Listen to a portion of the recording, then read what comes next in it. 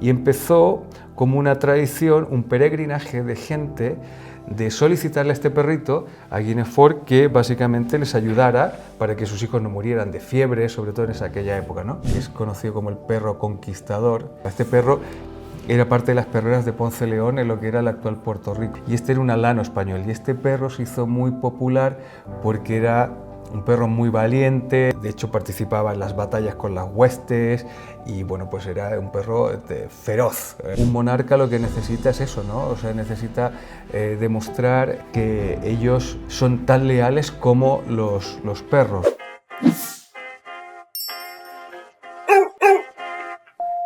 Muy buenas. Hoy tenemos un episodio para repasar un montón de historias preciosas que obviamente tienen que ver con los perros, porque los perros, hay algo maravilloso, es que llevan 15.000 años con nosotros y además siempre digo lo mismo, de todas las especies que habitan el planeta, resulta que hemos elegido al perro para que pase por todos esos momentos históricos que vamos a repasar.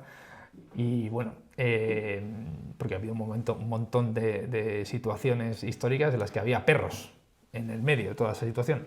Así que vamos a repasar un montón de historias, no todas las historias, porque no daría tiempo, estaríamos aquí años, pero vamos a repasar estas historias con un divulgador magnífico sobre historia y sobre viajar con perros, que es Mario Pazo. Bienvenido otra vez, Mario. Bien hallado, gracias. Bueno, el primer perro, pues es una de las historias que es más bonita, se escriben cuentos y todo sobre ello, es un perro que fue santificado, se le llama San Guinefort. No es que fuese santificado, claro, no, santificado no puede ser, no. pero se le llama San Guinefort.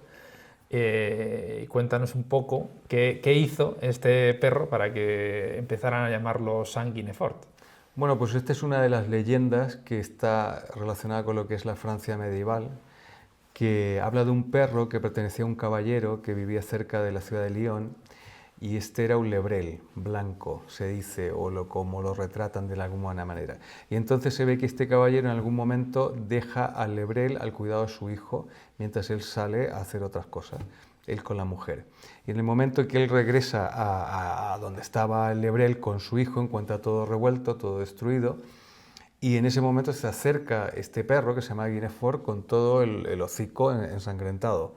Y entonces él asume inmediatamente que el perro, y evidentemente el bebé no estaba en lo que era donde tenía que estar, ¿no? Entonces, básicamente él asume que el perro había matado al niño. Entonces coge su espada y lo mata directamente. Pero claro, a los minutos o segundos se da cuenta que hay un ruido y bajo los escombros se encontraba el bebé junto con una serpiente muerta, y se ve que Guinefort lo que había hecho era defender al niño del ataque de esa serpiente y evidentemente lo había salvado al niño de una muerte segura. Entonces, bueno, pues este caballero, horrorizado con lo que pasó, tanto él como su mujer, habían tirado ya a Guinefort en un pozo, pero ese pozo lo cerraron completamente. Hicieron como un templo, no sé cómo decirlo, con plantas, con árboles y tal y cual, y totalmente horrorizados con lo que pasó con esta situación. Entonces, ¿qué pasó? Luego, en toda la comarca, la gente se fue enterando de esta historia de este perro que había salvado al niño, y empezó como una tradición, un peregrinaje de gente, sobre todo de mujeres, en un momento que había alta mortalidad infantil, de solicitarle a este perrito, a Guinefort, que básicamente les ayudara para que sus hijos no murieran de fiebre, sobre todo en aquella época, ¿no? Y entonces pasó a ser como un templo o un peregrinaje como de un perro santo, y la gente le empezó a llamar San Guinefort al perro. Y entonces, ¿cómo sabemos esto? Porque había un cronista, un inquisidor dominico que se llamaba Etienne de Borbón, de hecho, y este señor, pues evidentemente esto era como una herejía, era considerado una leyenda que estaba afectando totalmente al sentido lógico o del dogma de la Iglesia, y él evidentemente en sus crónicas dejó plasmado todo esto. Entonces trató de prohibir el culto a Guinefort, se trató de hacer mil cosas, pero al final del día no se pudo nunca. Y el fervor, sobre todo de estas madres que iban allí y le pedían favores a Guinefort, fue creciendo con los siglos y los siglos y los siglos. Y la Iglesia un poco hizo oídos sordos de esta tradición, porque si bien es cierto para la Iglesia o para el dogma, los perros no tienen alma inmortal, por lo tanto no pueden ser santos, según el catecismo, ¿no? Entonces, claro, pasaba que este perro era venerado como un santo, tenía un santuario, la gente acudía a pedirle favores, hay retratos del perro o pinturas que está con la aureola esta de santidad, y bueno, pues pasaba esta situación con este perro que la gente le tenía mucho fervor que se mantuvo hasta 1931. De hecho, hay cuentos, ¿no? O sea, Sí. escriben cuentos sobre él para contarlo a los niños. Ahora hay muchos cuentos sobre esto, sobre todo en el sur de Francia, pero hasta 1931, ¿por qué? Porque luego vino la guerra y bueno, pues ya esto se dejó así un poco tal. Pero bueno, pues sí, en lo que es la cultura popular francesa, sobre todo el sur de Francia, pues es un perro santo. Y esto un poco refleja eso, ¿no? De la lealtad del perro, porque al final lo que hizo el perro fue defender al niño, ¿no? Y no solamente que lo defendió, sino que asumió las consecuencias de la ira irracional de su amo, que luego él se arrepiente, ¿no? Hay todo un tema hay toda una enseñanza en decir, bueno, pues la lealtad, la bondad de este perro, cómo actuamos cuando tenemos ira descontrolada, o sea, hay muchas enseñanzas alrededor de la historia de este perrito santo, la verdad. Que es una historia muy bonita, a mí me parece muy bonita. Sí, vamos a pasar por más historias donde hay...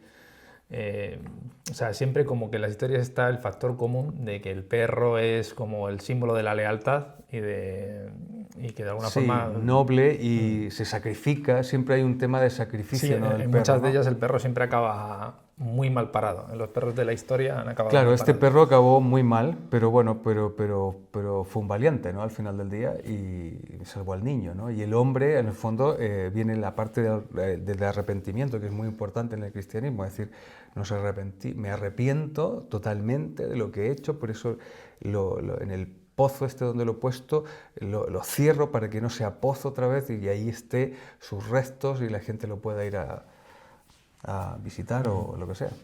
Otra de las cosas que se repite, además de la lealtad de los perros, que por eso aparecen siempre reflejados, pues eso, como en muchas obras de arte, etcétera, es también hay una tendencia de muchos reyes a retratarse con perros. A lo largo de diferentes momentos de su vida aparecen justamente retratados con perros. Uno de esos, que casi siempre aparece retratado por perros y además son obras de arte que son internacionales, es el emperador Carlos V. Aparece varias veces retratado en diferentes obras con su perro o con diferentes perros. Sí, a lo largo de su vida, sí. Bueno, primero está ese retrato tan importante de Tiziano, que lo hace en Bolonia, que está retratado con un perro. Es el más internacional de todas las obras de arte con perro, del emperador me refiero. Efectivamente, pero claro, ahí también está el simbolismo, ¿no? El perro, la lealtad, porque el perro es noble, el color del perro, ¿sabes? La pureza. Es un animal, yo creo que el perro, tanto como el caballo, representa todo eso que son virtudes, que otros animales, no sé por qué, no pueden representar en lo que son, en lo que es la historia, ¿no? Y bueno, pues aparece Carlos, aparece ahí retratado, pero también cuando ya estaba retirado en Yuste, estaba pues ahí esperando la visita de su hijo Juan de Austria, que no sabía este pequeño chico no sabía que era Juan de Austria. Bueno, pues cuando lo visita ahí el emperador, pues él estaba ahí con un perro también, ¿no? Estaba ahí sufriendo de la gota y tal. Y sí, es la lealtad, ¿no? Es ese compañero fiel que siempre está y al final un monarca lo que necesita es eso, ¿no? O sea, necesita demostrar que ellos son tan leales como los perros, ¿no? O sea, que tienen esa virtud a la hora de reinar. De hecho, en el caso del emperador, del perro de Carlos, el emperador quinto emperador del Sacro Imperio Romano Germánico, es el único perro que aparece en porque con luego, una armadura, ¿no? Sí, efectivamente, porque luego hay otro, o sea, se ve que el emperador tuvo varios perros. Uno de esos perros que tuvo, que se dice, que no se sabe, que se llama Sempere, que fue el que él confeccionó una armadura que está en la Real Armería en el Palacio Real, que se conserva esa armadura, que es única, básicamente, de una armadura de un perro, ¿no? que era de su perro, ¿no? Sí, bueno, pues yo creo que los perros han jugado sobre todo en el tiempo de guerras, no solamente, o sea, yo creo que los perros en esa época tenían una doble función, no solamente era perros de caza y de compañía, sino que también participaban en actividades bélicas, como está el caso este de otro perrito que se llama Becerrillo, que es conocido como el perro conquistador, que hay gente que no le gusta que se diga así, pero bueno, pues este perro, ¿qué pasaba? Este perro era parte de las perreras de Ponce León en lo que era el actual Puerto Rico, en el momento en que estábamos en el proceso este de descubrimiento de América y tal. Y este era un alano español, y este perro se hizo muy popular porque era un perro muy valiente y de hecho participaba en las batallas con las huestes y bueno, pues era un perro feroz, le temían los nativos, ¿no? ¿Y qué pasaba con este perro? Pues este perro, Bartolomé de las Casas incluso lo describe en una de sus crónicas, dice que fue un perro a lo cual los nativos le tenían muchísimo miedo, le tenían más miedo a él y con pocos soldados que a 100 soldados solos, porque me imagino un alano con un poco de armadura, como un elefante, ¿no?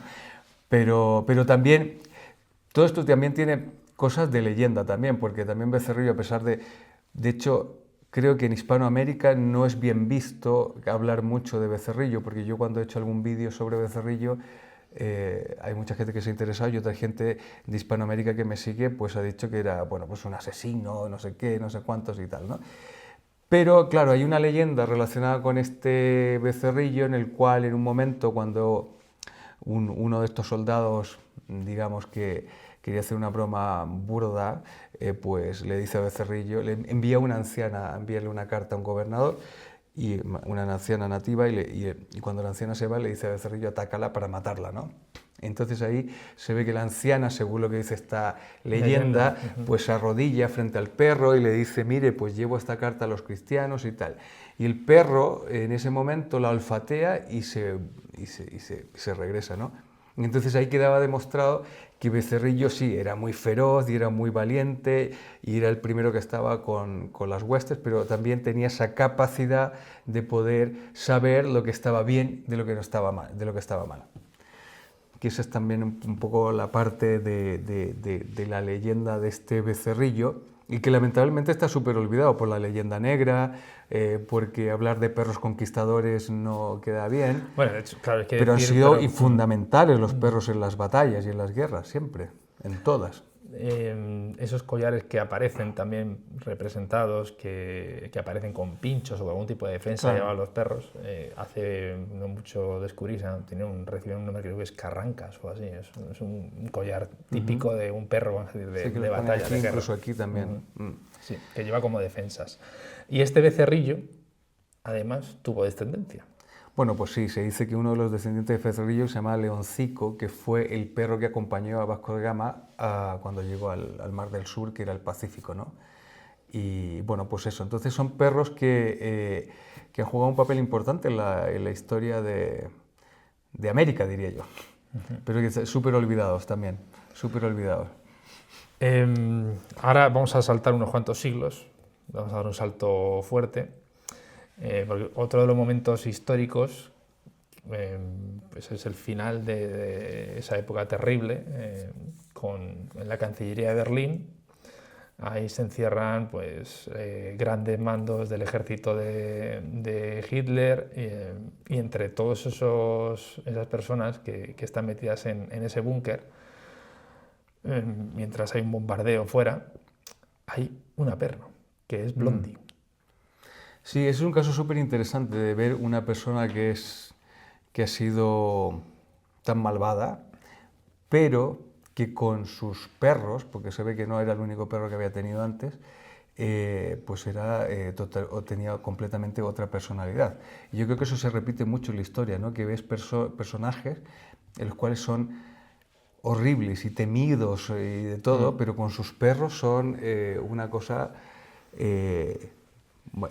que llama mucho la atención, ¿no? Que, que los ves que son incapaces de hacerle daño a esos animales de todo el amor incondicional que le tienen a esos animales. Y esto es el pastor alemán de este hombre de Hitler, y que tú ves algunos vídeos de la época, juega con ella, la acaricia, tal, o sea, y este hombre no se caracterizaba pues una persona realmente simpática, ¿no? Por lo que se veía en los otros vídeos y tal. Y claro, y muere ella, ¿no? Con el mismo veneno que que con él se quita la vida. Él parece que quería como comprobar el funcionamiento del veneno y 24 horas antes aproximadamente creo que acaba con la vida de la perra, con la misma pastilla. Con la misma pastilla, sí. Además eso que dices es curioso porque cuando estás en contacto con los perros, a ti te habrá pasado también, cuando estás en contacto con mucha gente que tiene perro, se repite ese patrón de gente que es capaz de, por un perro, pues, hacer lo que sea con tal de ayudarle, salvar la vida, etcétera, pero luego con el ser humano es totalmente como horrible. Sí, descarga toda su ira y todas sus frustraciones sobre su especie. O sea, es algo curioso y se repite. O sea, no hace falta ni siquiera irse a ese caso. Y se repite también del otro lado. Personas que hacen mucho daño a los animales y luego son seres humanos fantásticos, sí. ¿Sabes? No sé, es una cosa muy extraña, pero estos grandes personajes en la historia con los perros y la ferocidad que han tenido ellos hacia otros seres humanos es súper interesante de entender. Psicológicamente supongo que alguien algún día los tendrá que estudiar, si es que ya no lo han hecho, ¿no? Pero es como el fervor del perro santo, que a pesar de que la Iglesia, date cuenta que en ese tiempo enviaran un inquisidor, en ese tiempo lo que decía un inquisidor o la Iglesia era algo importante. Te decía, pues esto es una herejía, básicamente, usted no puede hacer esto, pues se va a condenar y se va a ir al infierno. Y aún así no pasaba nada, porque el fervor que tenía esa gente era totalmente irracional, ¿no? De decir, bueno, pues yo le pido a este perro que me cure, que mi hijo tiene estas fiebres. El niño se curaba por lo que fuese y pues era gracias a este perro santo, ¿no? Y ofrendas y tal, ¿no? Pues lo mismo con los perros de Carlos o con Blondie o con tantos otros perros que hemos tenido en la historia. Es súper llamativo eso, o sea, debería de estudiarse esa diferencia. Sí, seguramente lo han hecho ya, pero es que es algo preocupante. O sea, yo muchas veces me llama la atención, digo, el ser humano es que es estar enfermo. O sea, me refiero a una diferencia tan fuerte a la hora de tratar dos especies que conviven, tanto en un extremo como en el otro, como has comentado, es una patología que indica que esa persona no es peligroso. O sea, es que, bueno, de hecho, en el caso de este hombre era evidente, ¿no? Que era bastante peligroso, ¿no? Pero bueno, yo creo que en todos los casos, en una mayor o menor medida, porque al final del día los que tenemos perro y estamos con nuestros perros y sentimos que nuestro perro es atacado por otras personas, reaccionamos agresivamente. Me atrevería a decir en un 90% de los casos. Evidentemente no somos como este otro señor, pero evidentemente sí que no aguantamos, ¿no? ¿no? Y un perro que además a ti justamente te toca por las dos partes que te apasionan, que son la historia y viajar con perros, además en uno de los países que has comentado siempre que es el país más dog-friendly que has visto nunca, que es Italia, es el perro ferroviario, que se llamaba Lampo. Sí, Cuéntanos un poco la historia de Lampo. Bueno, es una historia súper interesante porque además no es tan remota como las otras, que tienes que ir a cronistas, sino que esto de alguna manera está documentado, hay fotografías y vídeos. Y es del año 1953, cuando este perrito, que no, bueno, pues supongo que era un chucho, llega de Polizón, de América, allí a Livorno, en Italia, y se instala en una estación de tren que se llama Campilio Marítima, y se instala allí, ¿no? Como su centro de operaciones ahí, este perrito. Y claro, pues este perro se subía y se bajaba de los vagones y de los trenes, ¿no? Entonces se hace muy buena relación con el jefe de la estación, pero claro, tener un perro, digamos, vagabundo en la estación, por supuesto que no gustaba, entonces le piden a este hombre que, por favor, que no queremos a este perro aquí. Y este hombre lo envía en un tren de mercancías a Nápoles. Pero el perro vuelve a la misma estación a las pocas semanas. Y entonces, bueno, pues esto era como... ¿Cuál es la distancia de Nápoles? Aprox, o sea, bueno, estamos hablando del norte al sur. Por eso que sí. Entonces se ve que el perro tenía una gran capacidad para orientarse, ¿no? y bueno, pues se podía subir a un tren y al otro y al final lograba llegar y llegaba a la estación. Entonces, en vista de esto, pues este hombre, que se llamaba Elvio, lo que hace es pedirle a un amigo suyo que se encontraba en lo que era la punta de la bota de Italia, muy lejos, y le envía el perro allí. Pero también a los meses vuelve a aparecer este perrito ahí en la misma estación. Por lo tanto, ante esta situación le permiten a Elvio tener al perro allí, y el perro pasó prácticamente el resto de su vida allí en la estación. Eso sí, que él salía de viaje, por eso se llama el perro ferroviario, porque solía coger un tren y se iba a no sé dónde, pero siempre volvía, ¿no? Entonces era como el perro, y por eso es conocido como el perro ferroviario, y en esa estación de trenes además hay un monumento a este perro. O sea que es una cosa, si visitas esa estación, hay un monumento a este perro, porque al final del día fue un perro muy importante para la historia de esa estación también, o sea, y por lo raro del caso, ¿no? Estamos hablando de un perro que venía de América, de polizón en un barco, y luego cruzaba toda Italia de arriba abajo por los trenes, mejor que nadie. Es súper bonita la historia esta, ¿eh? No, Yo no la conocía. yo creo que por eso, eso un poco también, de alguna manera, a mí me hace entender que es como por eso que los italianos son tan cariñosos con los animales, con los perros especialmente, porque en Italia, creo que ya lo he contado en alguna ocasión, puedes viajar con tu perro tranquilamente dentro del tren, sin transportín, sin ningún tipo de restricción, y yo supongo que a lo mejor algo de eso se lo debemos a este señor. Sí, y además me comentabas que si preguntas, oye, ¿puedo subir con el perro al tren? Que como que te miran raro, como diciendo, Bueno, no es de aquí. lo tienes que, o sea, cuando compras el billete tienes que señalar que vas con un perro, pero, o sea, no te piden transportín, sino que va junto a ti, ¿sabes? O sea, que no hay ningún tipo de todas estas super regulaciones que tenemos aquí en España. Sobre regulaciones a tope, sí. Voy a Eso hacer un es. vídeo de una nueva que no nos afecta de forma muy directa, pero bueno, nos afecta en general a todos, pero una más. Tremendo, sí. Y el último perro, que es uno de esos perros que, por desgracia, hemos oído, yo creo, todos hablar desde niños, y que ese no tiene una historia tan bonita como la de Lampo, es Laika, que es esa perra que alguien decidió enviarla al espacio. Bueno, era la carrera espacial de la época, en la posguerra, y entonces en lo que era la Guerra Fría, en el 57, y se dice que esta perra era una perra callejera, y entonces los científicos en aquel momento pensaban que al ser una perra callejera, pues tenía una mayor capacidad para aguantar situaciones más complicadas. Entonces la sometieron a un entrenamiento muy duro, en confinamientos y tal, y bueno, pues fue la perra que básicamente fue muy importante en lo que fue el inicio de la carrera espacial soviética de ese momento, ¿no? Entonces, evidentemente, se fue en el Sputnik 2, y era una misión que evidentemente no estaba pensada para volver a la Tierra, ¿no? Por lo tanto, pues la perra murió allí, ¿no? ¿Y qué pasaba con esta perra? Yo he leído alguna cosa posterior sobre ella de algún científico de los que participaron en esta cosa, pero ya muchísimos años más tarde, hablando, porque al principio se decía que Laika había muerto instantáneamente, o que había tenido una muerte de tal manera, ¿no? Como un poco para limpiar la imagen, ¿no? Efectivamente, pero no, al final del día murió por el sobrecalentamiento y la falta de oxígeno. Debe haber sido una muerte horrible, ¿no? Al final del día.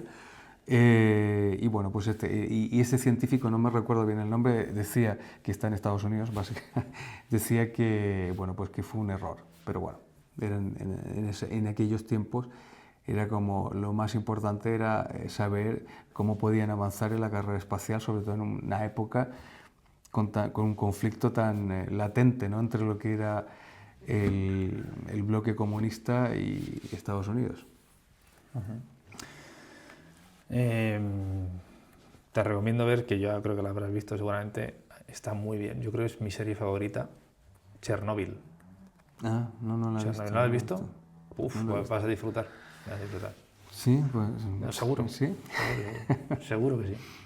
Bueno. Es una historia triste la de Laika, y creo que en el 2004 le han puesto un monumento, pero es eso que pasa en la historia, ¿no? Que al final del día ves todo este recorrido de perros que hemos tenido, que seguramente habrá muchísimos más, que no son reconocidos, que no tienen ningún tipo que luego se olvidan en la historia, pero que siempre, o sea, que son seres que al final confían en nosotros y nosotros le hacemos de todo, ¿eh? Como esta perrita que se va al espacio, como Blondie también, ¿no sabes? Como, Claro. como Lampo, como Sanguinefort, que al final pagan justos por pecadores, ¿sabes? O sea que no... Sí, bueno, de hecho estos son los que salen a la luz, pero habrá millones de perros que han acabado más. mucho peor que ellos, y fíjate que ellos han acabado todos bastante mal, de forma Muertes muy trágicas, trágica. o sea, Becerrillo también murió trágicamente con una flecha envenenada y tal, y se ve que luego los españoles, por decirlo así, lo ocultan para que los nativos que le tenían tanto miedo a este perro no profanaran su sitio donde estaba enterrado, ¿no? Bueno, sí, también hay una mezcla de leyenda en todo esto, pero estamos hablando que yo siempre pienso que los perros son siempre muy nobles y siempre son seres fantásticos que al final del día se pueden comportar de una manera u otra en base a lo que nosotros le hemos hecho o le hemos enseñado. Pero aún así, como era el caso de este becerrillo que es capaz de detectar que hacerle daño a esa anciana que escapaba llevando esta carta, ¿no? De no matarla, pues tienen una parte noble que al final siempre es la que aflorece. Sí. Está en la historia todo el rato reflejando esa nobleza. Constantemente, sí, sí. Y siempre sin revancha. Siempre es algo muy estoico, ¿no? Aceptan todo. De hecho, aceptan todo, aceptan... o sea, no nos hemos metido en ese tema, pero La Última Cena, que es una escena también histórica, en La Última Cena, en muchísimas obras de arte aparece representado un perro. Y un gato. Y siempre el perro aparece como representado de una forma, pues, limpia, pura, o sea, que representa la pureza, todo eso, ¿no? Y el gato no tiene la misma suerte, el gato no corre con... El gato normalmente lo tratan de representar como la traición y el perro un poco como la lealtad, ¿no? Y como en La Última Cena básicamente había uno de los que estaban allí que era un traidor, pues entonces asocian al gato a ese tipo de traición en las pinturas estas renacentistas, pero sí, yo no creo que los gatos sean tan traicioneros. No, al final es el papel que les ha tocado jugar, pero no... Bueno, también en otras culturas creo que no se les ve así, ¿eh? O sea, depende un poco de por dónde salga el sol. Sí, claro, bueno, pues en Turquía son veneradísimos, claro, y en Egipto lo fueron durante mucho tiempo, eran dioses. Efectivamente. Eran dioses. Pues muchísimas gracias por este episodio tan interesante. A mí me ha encantado escuchar historias sobre perros históricos, historias sobre perros históricos. Eso es. Así que pues nada, pues muchísimas gracias, Mario. Gracias a ti. Un placer.